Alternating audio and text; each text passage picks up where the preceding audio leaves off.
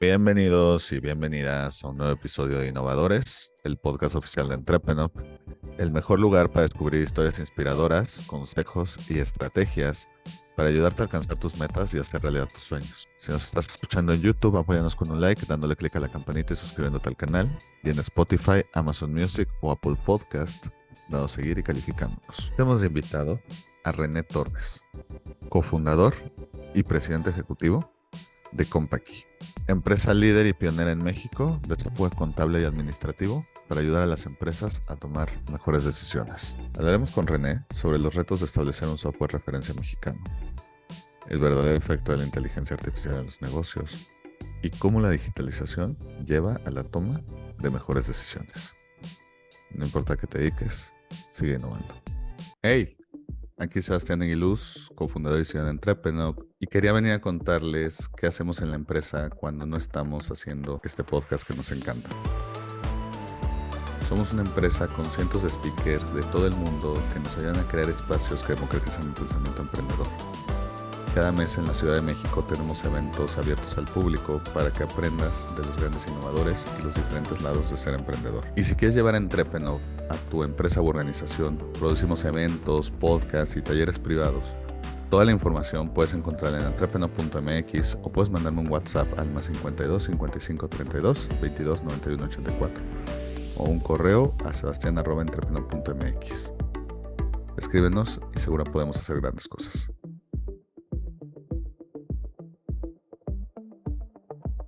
Hola, muy buenas tardes y bienvenidos a otro episodio del podcast de Entrepreneur Innovadores. Aquí Sebastián Aguiluz, cofundador y CEO de Entrepreneur, y estoy con René Martín Torres, presidente ejecutivo de Compaqui. ¿Cómo estás, René? Hola, Sebastián, muy bien, muchas gracias. Gracias por la oportunidad de poder platicar con toda tu audiencia. Al contrario, encantado de tenerte por aquí. Oye, René, para los que no están tan familiarizados con Compaqui, no sé si nos puedes contar un poquito más sobre lo que hacen. Bueno, nosotros somos una empresa que fundamos en 1984, tenemos 40 años, bueno, vamos a cumplir 40 años en el mercado y nos hemos dedicado al desarrollo de software empresarial para la micro, pequeña y mediana empresa. Cuando nosotros iniciamos, bueno, hablar de software en 1984, pues era prácticamente, no existía la denominación. Nos consideramos los creadores de la industria de software aquí en México y pues desde entonces hemos estado trabajando con el tema de las pymes, cómo apoyamos a las pymes, sobre todo a tecnificar sus procesos administrativos para agilizarlos, automatizarlos y poderlos hacer pues mucho más rentables. Perfecto. Oye, René, mira, yo sé que esto va a sonar muy básico, pero vamos a decirlo en voz alta porque yo sé que luego cambia la percepción de la gente. Mm, ¿Por qué se necesita los softwares como el suyo Ujú. para, pues, para tener un mejor control? ¿O cuáles son los beneficios de tener un software similar al de ustedes Ujú. en una empresa? Sobre todo en un país que la mayoría de las empresas son pymes y entre comillas no manejan tantas transacciones, ¿no? Bueno, lo primero es que cuando tú tienes un proceso manual, lo primero es que no tienes información para tomar decisiones. Cuando el proceso es manual y lo llevas en una libretita, toda esa información no es procesable por una computadora. Tiene que convertirse a formato digital para que pueda ser procesable y puedas generar información que te ayude a tomar mejores decisiones. Hoy por hoy, gracias a la factura electrónica, por ejemplo, que es una obligación de todas las empresas en México, por lo menos ese proceso debe estar digitalizado. Eso genera ya información a los empresarios para que tomen mejores decisiones respecto a producto, mercado, precios, clientes, y de esa manera poder ir sintonizando su negocio a las necesidades de sus clientes. Antes, cuando no era obligatoria la factura electrónica, pues muchos hacían la factura de papel, la hacían a mano.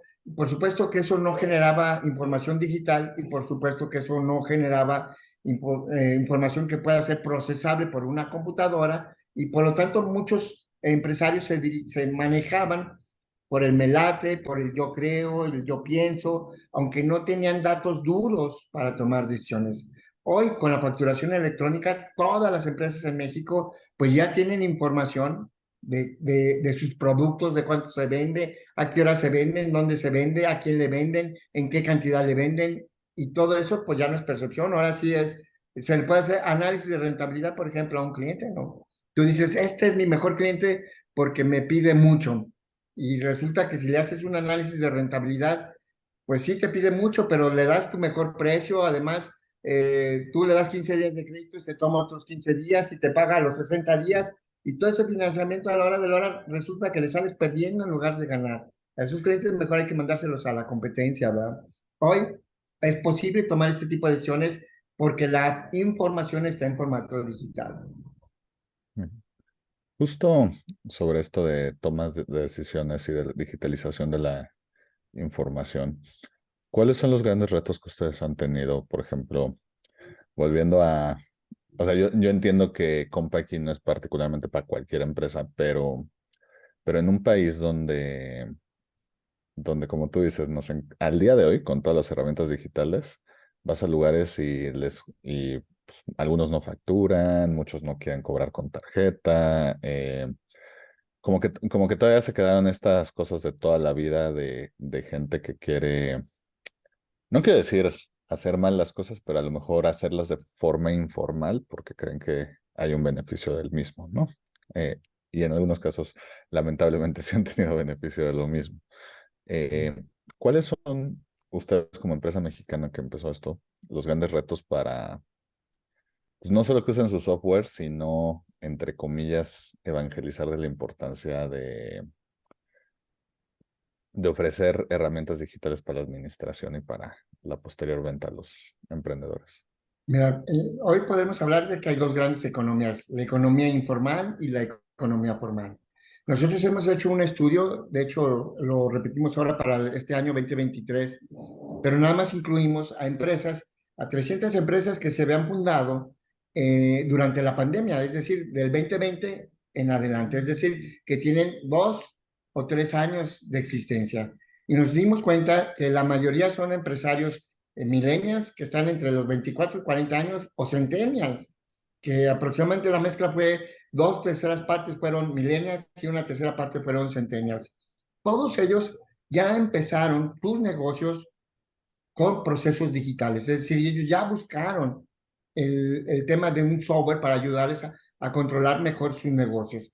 A lo mejor empiezan con poquitas operaciones, pero te hablo ya de operaciones de facturación, luego tienes que pagar la nómina, luego tienes que llevar la contabilidad, y luego tienes que llevar el inventario, el registro de tus cuentas por cobrar, de tus cuentas por pagar, y eso llevarlo a mano realmente resulta en una gran carga administrativa. Y muchos de ellos han visto que utilizando este tipo de herramientas tecnológicas, pues uno de los principales beneficios ha sido el ahorro de tiempo, que tienen más tiempo para dedicárselo a su negocio, lo cual es mucho más productivo. Prácticamente 6 de cada 10 lograron su rentabilidad, y yo lo atribuyo mucho al uso de la tecnología, en los 2 primeros años de existencia, lo cual es pues muy insólito porque en México más o menos tardan alrededor de 5 años en lograr su punto de equilibrio una empresa. Y estas empresas en 2 años, en 2.5 años en promedio, lograron ya llegar a su punto de equilibrio y en tener márgenes de rentabilidad.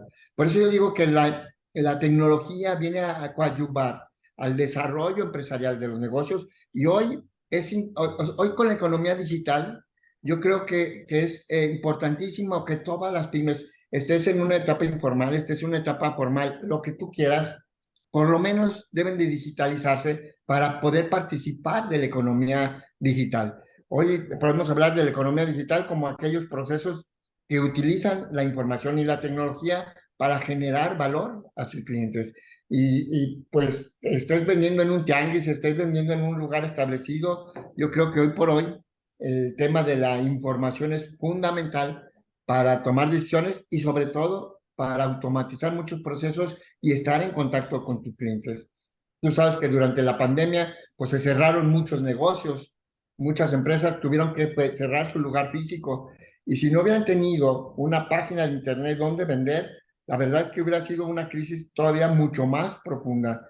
Gracias a Dios a que muchas adoptaron el comercio electrónico, el e-commerce, como parte de su plataforma y además de mantener su punto de venta físico, estaba cerrado en ese instante, mantuvieron su punto de venta virtual a través de plataformas de e-commerce y de eso les ayudó a seguir vendiendo y a mantener la operación de sus negocios.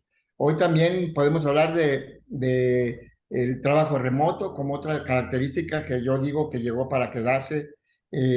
Antes, pues prácticamente las herramientas ya existían para hacer este trabajo remoto.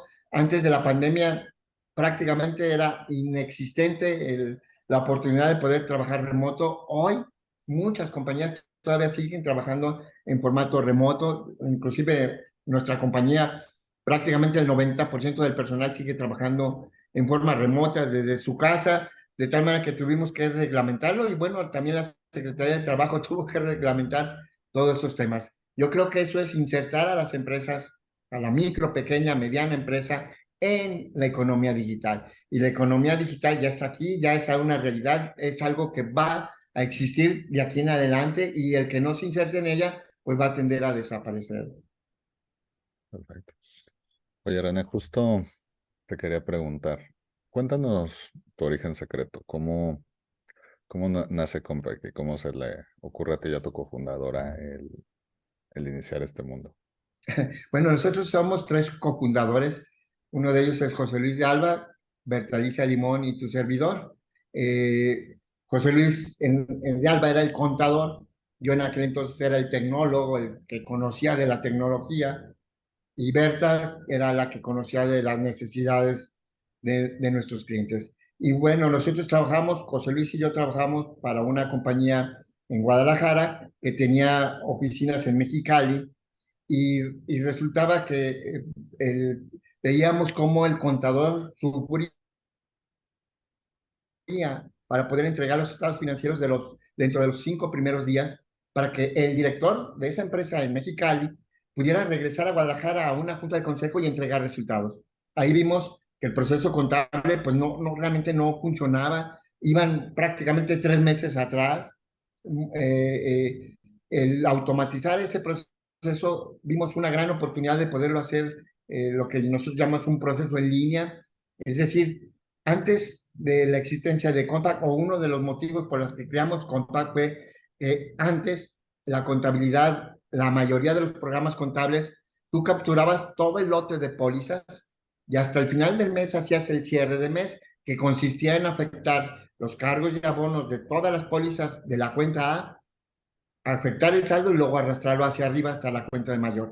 Y luego los de la cuenta B, los de la cuenta C, y verdaderamente era un proceso tardadísimo, engorroso, que si fallaba la máquina había que repetirlo, etcétera. Nosotros vimos ahí una oportunidad de hacerlo en línea, es decir, en el momento que tú haces la póliza, que haces un cargo y un abono, en ese instante se afectara el saldo de la cuenta, lo arrastrar hacia arriba e inmediatamente pudieras tener un estado financiero para tomar mejores decisiones y ver reflejado ese transacción, cómo se vería reflejada en tus estados financieros.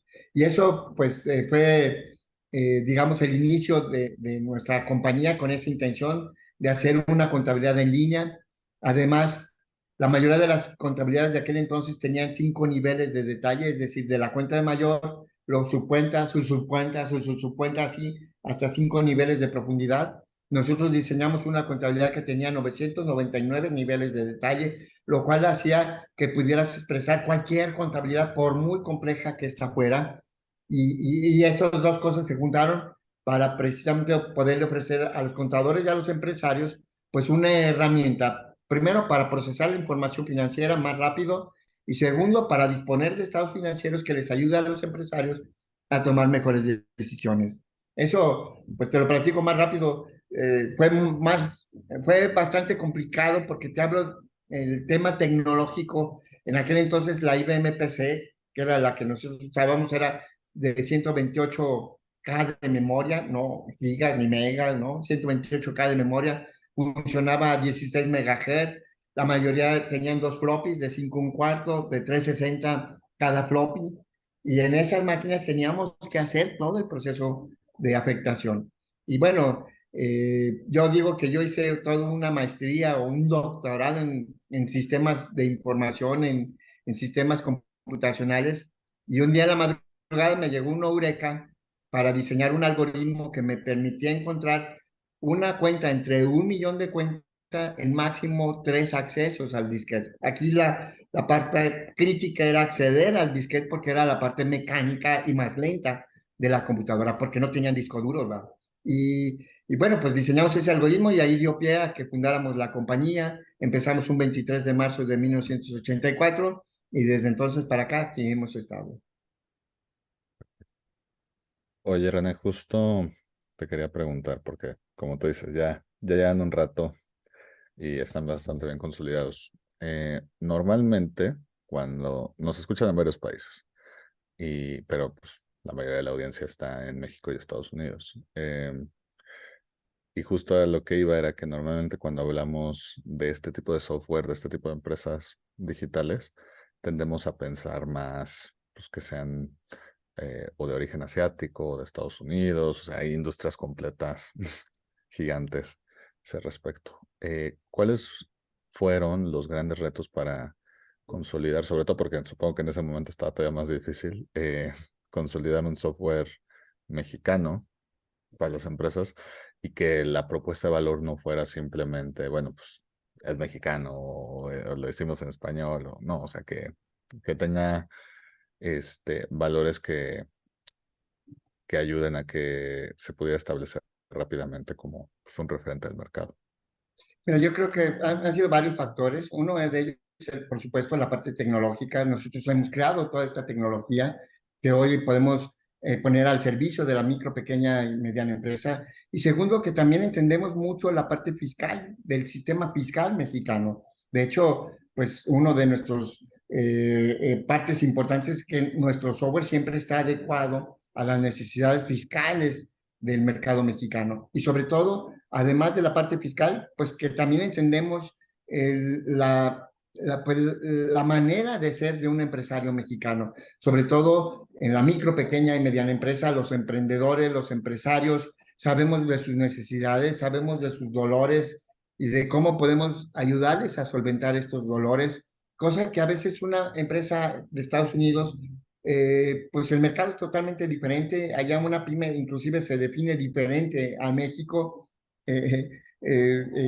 y eso pues hace que la madurez empresarial sea totalmente diferente. Nosotros nos hemos dedicado no solamente a desarrollar tecnología a través de sistemas de cómputo, sino también a generar lo que nosotros llamamos cultura empresarial. Cada año hacemos un seminario que se llama Profit, que es un ciclo de conferencias para empresarios, para emprendedores, donde les damos temas desde economía, tecnología, innovación, toma de decisiones, vida, inclusive equilibrio de vida y carrera.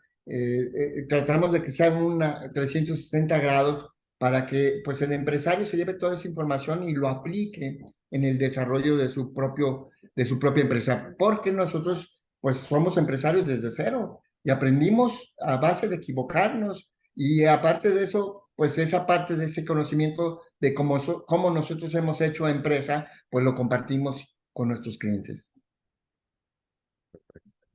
Oye, René, y justo ahorita que estamos más que nunca con la plática de la automatización, de la inteligencia digital, de todas estas herramientas que pues no solo ya se están consolidando, sino que a diferencia en otros tiempos, pues se están volviendo muy accesibles para las personas, tanto económicamente como de forma de que los programas son digeribles de usar, etcétera.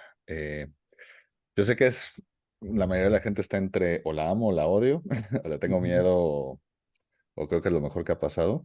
Eh, mm, yo siempre he visto esta inteligencia artificial como una herramienta que no sustituye el conocimiento humano, sino que ayuda pues, a quitarnos la talacha. Entonces, eh, ustedes que pues ya mucho antes de que hubiera un ChatGPT ya estaban ayudando con tecnología a quitarle la talacha y digitalizar a los empresarios y emprendedores. Te quería preguntar, pues, ¿cuál es tu percepción digo, yo sé que estamos en pañales, pero de cómo va, de cómo puede volverse, normalizarse la necesidad de saber usar todas estas herramientas? Bueno, mira, bueno, primero me gustaría mencionar sobre el tema de la inteligencia artificial. Nosotros también ya estamos usando todo ese tipo de herramientas para automatizar el registro contable, es decir, que ya no se requiera de un contador para definir cualquier transacción, porque ya ahora con la factura electrónica, sobre todo la versión 4.0, pues ahí vienen todos los elementos necesarios para poder decir si es una compra, si es un gasto y poder, por supuesto, generar los asientos contables en forma automática. Y esto para mí es liberar al contador de la talacha, como tú lo dices, para que realmente dedique su esfuerzo a lo que verdaderamente genera valor a las empresas, que es precisamente la toma de decisiones para generar valor en las empresas. Para mí el tema de la inteligencia artificial es algo que llegó ya para quedarse, es algo que cotidianamente vamos a estar conviviendo con ello. De hecho, está pronosticado que para el año 2030, pues no, la mayoría de las herramientas de inteligencia artificial van a pasar lo que se llama la prueba de Turing. La prueba de Turing consiste en que tú no puedes distinguir si estás hablando con un ser humano o con una máquina.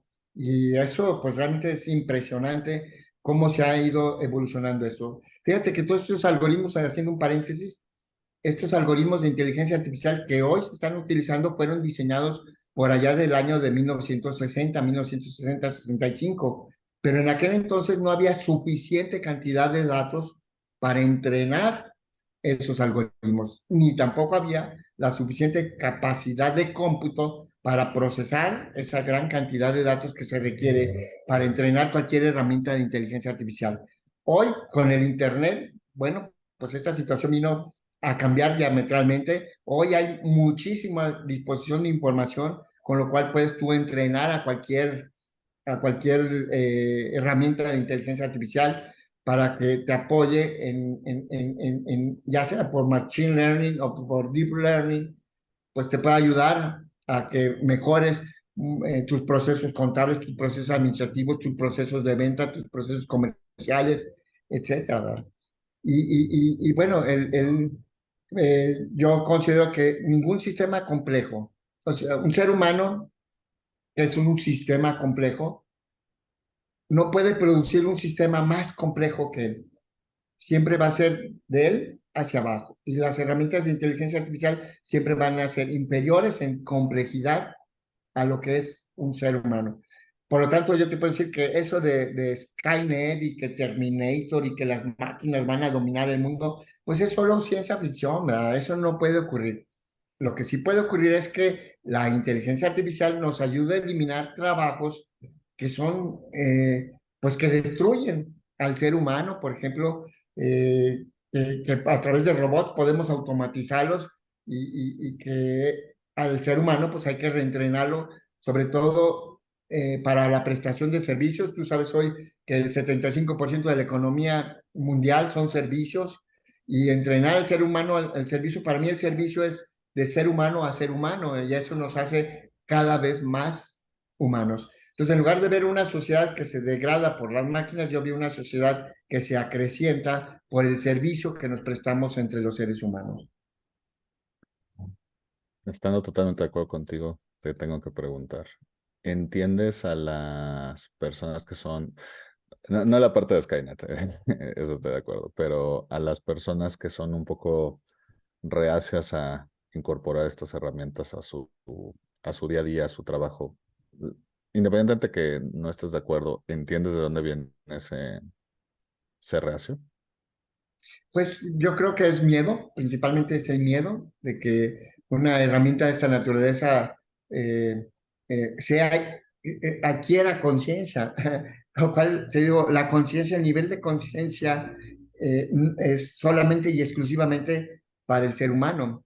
Y por mucha herramienta de inteligencia artificial que tú tengas, jamás va a poder igualar a la conciencia que tiene un ser humano. Puede ser muy rápida, puede ser diseñar cosas muy rápido. Hoy, por ejemplo, ya no necesitas un arquitecto para diseñar una casa. Tú le puedes decir a una herramienta de inteligencia artificial, necesito una casa con 3 recámaras, así, así, asado, con estas necesidades, y te da 3 modelos diferentes para que tú escojas. Y en cuestiones de segundos, eso es lo que puede hacer una herramienta de inteligencia artificial. Pero la gente que se opone a eso es mucho por el tema del miedo, el miedo a que estas herramientas lleguen a dominar al ser humano. A mí, la verdad, no me da miedo porque considero que no van a poder adquirir lo que nosotros somos o lo que nosotros como seres humanos tenemos, que se llama capacidad de juicio libre albedrío, y que eso pues viene de posición divina, ¿verdad? Que Dios nos dio esa capacidad de ser, de poder decidir y de poder juzgar. Oye, René, y justo te quería preguntar, ¿cuáles crees que son las herramientas digitales que más importante debería de ser para un emprendedor que está iniciando su empresa, que debería de mejorar, de incorporar en su operación del día a día? Mira, yo veo cuatro grandes herramientas tecnológicas que los emprendedores y empresarios estés empezando o ya estés consolidado, son tecnologías que deben de tener un gran impacto. Primero es inteligencia artificial. Segundo es todo el tema de las plataformas de e-commerce, porque esto acelera el ciclo de venta, el ciclo comercial. Tercero es todo lo que tiene que ver con blockchain, porque eso tiene que ver con el diseño el blockchain, si lo entendemos, no es, el blockchain se diseñó, déjame lo explico de esta manera, cómo establecer confianza entre dos transaccionistas, entre dos personas, sin la necesidad de un tercero. Eso es lo que es blockchain. Por ejemplo, si yo a ti te compro una casa, pues vamos con un notario y el notario da fe que hicimos esta transacción. O si yo te doy a ti un billete de 500 pesos, pues ese billete de 500 pesos lo avala el Banco de México. Y con eso a ti te da confianza que realmente estás recibiendo 500 pesos.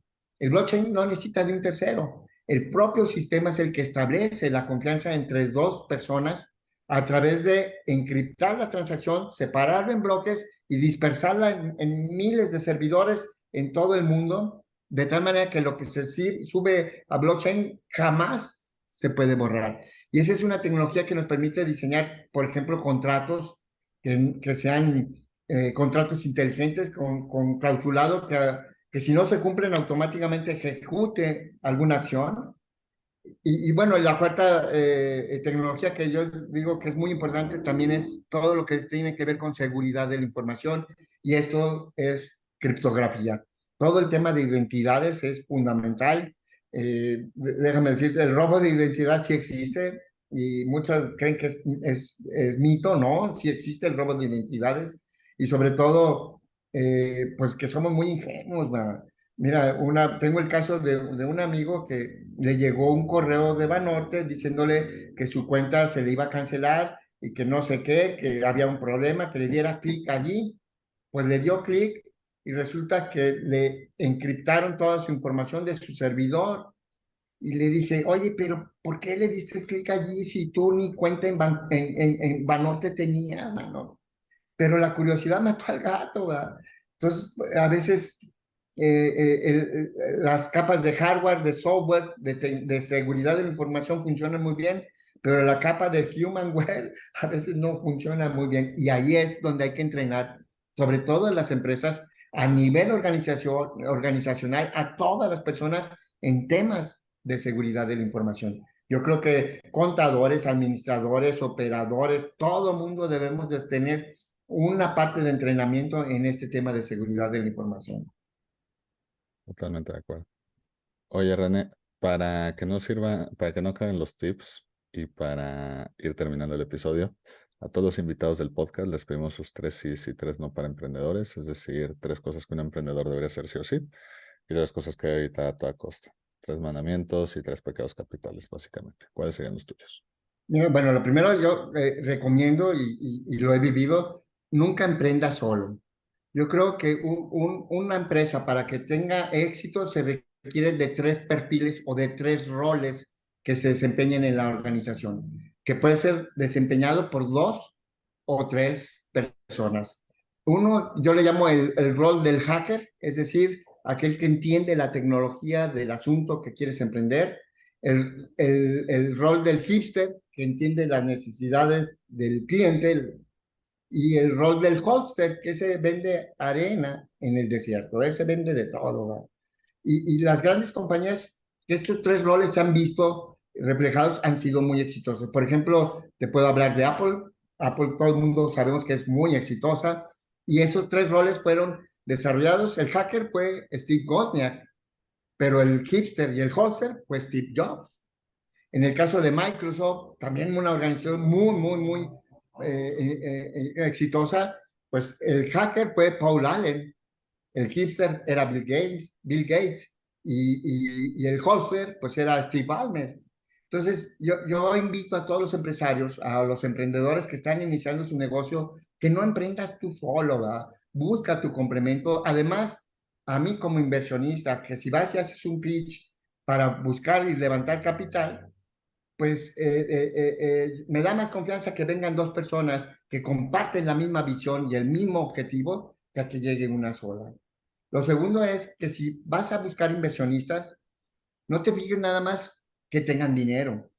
Fíjate que también compartan tus valores, porque también muchos negocios se han destruido porque a la hora de la hora se pelean los socios porque ya no compaginaron en los valores, y eso, o uno quiere ir a la izquierda y el otro a la derecha, y pues eso es un desastre. Entonces, nunca emprendas solo. Segundo, cuando busques accionistas o busques dinero, inversionistas, además de que tengan dinero, fíjate que compartan tu visión del mundo, que vayan para el mismo lado. Y el tercero, creo yo que todas las empresas deben de ser grandes lugares para trabajar, porque eso ayuda a los empresarios y a los colaboradores a que pues convivan de una manera sana, productiva, para el mejor bien del mercado, para entregar un bien, un valor al mercado. Bueno, eso tiene mucho que ver con la percepción del trabajo. Para mí, un gran lugar para trabajar es donde la gente se apasiona por el trabajo que hace. Yo no he encontrado un gran lugar para trabajar donde la gente trabaja por dinero, porque trabajar por dinero, pues es un pobre paradigma desde mi punto de vista, porque pues trabajas para sustentar la vida aunque no te gusta lo que hagas. Y eso, híjoles, imagínate, pasas 8 horas haciendo algo que no te gusta simplemente para ganar dinero, híjoles, qué terrible, ¿no? Yo digo, los colaboradores deben buscar lugares donde puedan utilizar los dones y talentos que Dios les dio para hacer el bien a los demás a través de tu trabajo, y además a través de tu trabajo pues desarrolla los dones y talentos que Dios te dio. Para mí ese es un gran lugar para trabajar. ¿Qué no hay que hacer? Lo primero es no endeudarse. Yo digo, bueno, el apalancamiento es sano cuando ya tienes cierta flujo, ya tienes cierta revolvencia, digámoslo así. Muchos, para mí, los primeros 3 años de una compañía se deben de administrar en función de flujo de efectivo y no por un estado de resultados. O sea, las utilidades van en cacahuate, porque te refleja el estado de resultados y te administres por utilidades, eso no sirve para nada. Los 3 primeros años, lo primero que tienes que administrar es el flujo de efectivo, cuidar el dinero. De hecho, pues hay una estadística que dice del INEGI que dice que el 95% de las empresas que nacen en un año fracasan en los primeros 5 años de vida.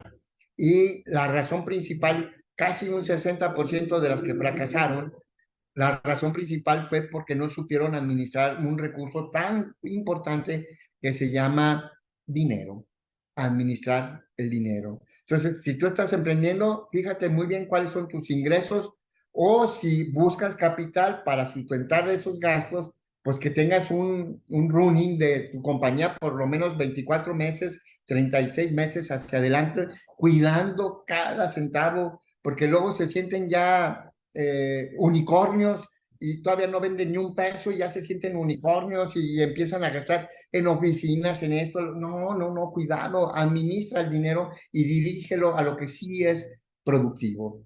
Lo segundo que no debes de hacer es endeudarte con el fisco.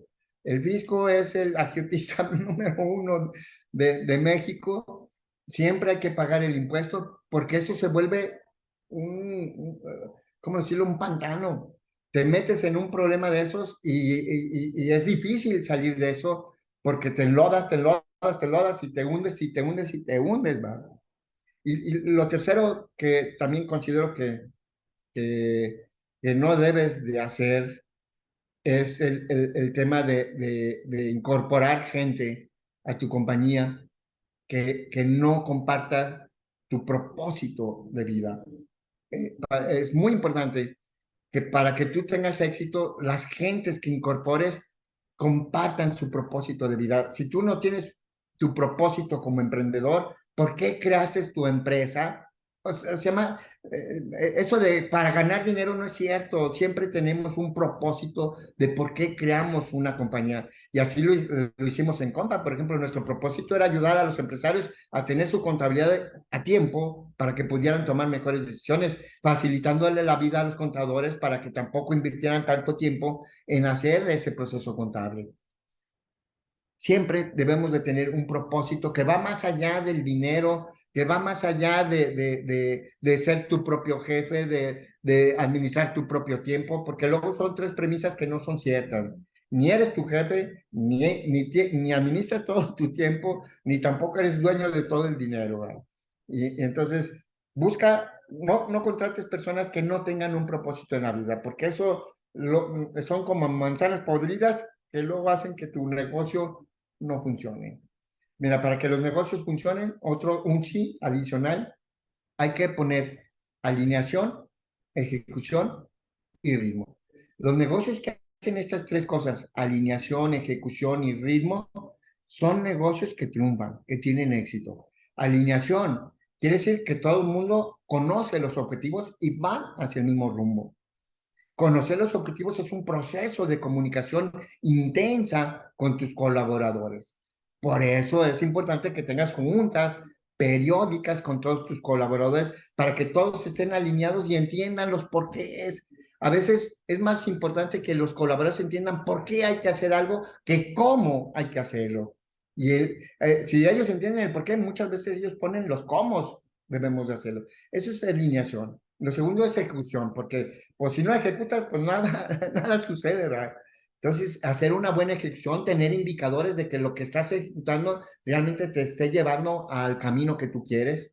Y ritmo, el ritmo lo tiene que ver con el tema de un sistema de gestión, que tengas un sistema de reportar información, que todos se sincronicen a ese sistema de gestión. Por lo menos, yo digo que hay que hacer sprint de 2 semanas máximo. Cada 2 semanas todo el mundo tiene que hacer un check-in, check-out para entregar información y reportar información y poder analizar y decir cómo vamos. Y otra vez volver al ciclo de alineación, ejecución y ritmo, alineación, ejecución y ritmo. Y esos son negocios que triunfan. Oye, René, si alguien quisiera enterarse un poquito más sobre lo que hacen, a lo mejor adquirir sus servicios, aplicar con ustedes, no sé, ¿cómo pueden enterarse de ustedes en redes sociales? Bueno, tenemos en Facebook, tenemos en Instagram, nos pueden buscar como Contpaquí, CO, Cont de contabilidad, PAC de paquete, Cont, PAC y Latina de innovación o de Internet. Ahí en nuestra página www.compaqui.com, en nuestras redes sociales, nos pueden buscar como Compaqui también. Y allí tenemos muchas herramientas para emprendedores, para empresarios, consejos que les podemos dar para que pues su emprendimiento tenga éxito. A nosotros nos interesa aumentar la tasa de éxito en México. Fíjate, a diferencia, por ejemplo, en México, datos del INEGI es que el 95% de las empresas que nacen en un año fracasan en los primeros 5 años de vida. En Estados Unidos, prácticamente el 50% de las empresas que nacen en un año fracasan en los 5 años de vida. Es decir, que el 50% sí tiene éxito, generando con ello mayor riqueza y prosperidad. Entonces, nuestra intención es generar cultura empresarial para que estos nuevos emprendedores pues empiecen con el pie derecho y no aprendiendo de la manera más ruda que es equivocándote, porque los errores cuestan y cuestan a veces sangre, sudor y lágrimas, ¿no? Perfecto. Oye, René, pues nada más quiero agradecerte por tu tiempo. Espero te lo hayas pasado también como nosotros y como decimos en el programa, sigue innovando. Sí, bueno, yo creo que ese es otro sí, hay que innovar siempre. Y la innovación, yo digo que viene de dos capacidades muy importantes que tienen todos los seres humanos: observación y capaz de cuestionarnos. Sin embargo, estas dos cosas son dos habilidades que se están perdiendo porque ya la gente mira pero no observa y ya no cuestiona. Mira, muchas veces me invitan a dar conferencias a universidades, colegios, y al final pregunto, ¿alguna duda? Y hacen como que la Virgen les habla, así como que a mí no me preguntes, ¿verdad? Y yo creo que observar y preguntar son dos cuestiones básicas para la innovación. Por ejemplo, las maletas antes eran baúles que se cargaban prácticamente como el pípila, hasta que alguien observó y dijo, ¿por qué no le ponemos rueditas? No, hombre, y ahora a mí en lo personal me ha facilitado el tema del viaje porque viajo mucho, cargar mi maleta ya, pues la arrastro, la llevo, y mi maleta de mis sueños es que sea un robotito que le diga yo, sígueme, y me vaya siguiendo detrás de mí, ni siquiera la tenga que arrastrar, ¿verdad? Eso nació de la capacidad de observar. Y así hay que observar y preguntarnos cómo lo podemos mejorar. Y verás que hay muchas oportunidades de mercado nacen precisamente donde hay un problema. Donde hay un problema, hay una gran oportunidad. Hay que observarlo con detenimiento, mirarlo, analizarlo, preguntarnos cómo lo podemos mejorar y ahí hay un negocio. Bueno, pues de nuevo, muchísimas gracias por el tiempo y la plática, René, y pues nos vemos pronto.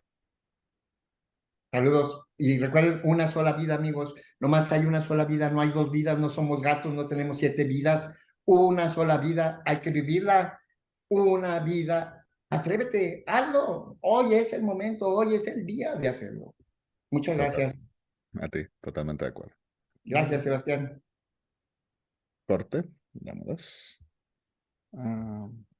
Si te gustó el episodio de hoy, recuerda que puedes encontrar todos nuestros episodios en YouTube, Spotify, Amazon Music y Apple Podcast.